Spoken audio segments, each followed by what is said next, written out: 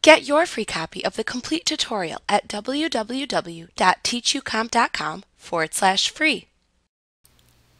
At times, you will find that the computer or network environment in which you have created your Crystal reports has changed and caused your Crystal reports to no longer function. Database files can be moved about on the network, redesigned, or otherwise changed in some way that can create an improperly working report.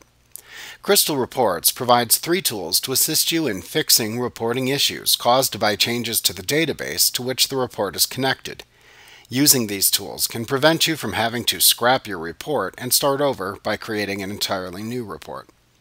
The first tool that we will discuss is the Verify Database command. This is a useful tool for detecting new field additions to the database from which the report results are drawn. When you verify the database, Crystal will either automatically make the corrections to the report, or it will prompt you to make the corrections manually through the Map Fields dialog box.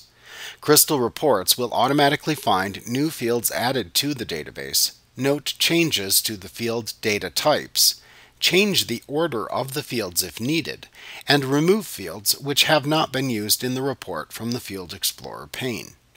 Other types of changes will invoke the Map Fields tool, which requires user assistance in order to resolve report and database inconsistencies. To verify a database, simply open the report which attaches to the database that you want to verify. Then select Database from the menu bar, and then choose the Verify Database command. If the database to which the report is attached is current, then you will see a message box appear and tell you that the database is up to date. You can then click OK within that dialog box to close it. If there are errors in the underlying table, you will instead see a message box appear and tell you that the file has changed and that Crystal will now proceed to fix up the report.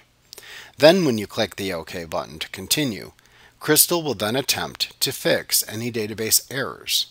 Some of the alterations made may require that you manually make the change to the report fields using the Map Fields dialog box.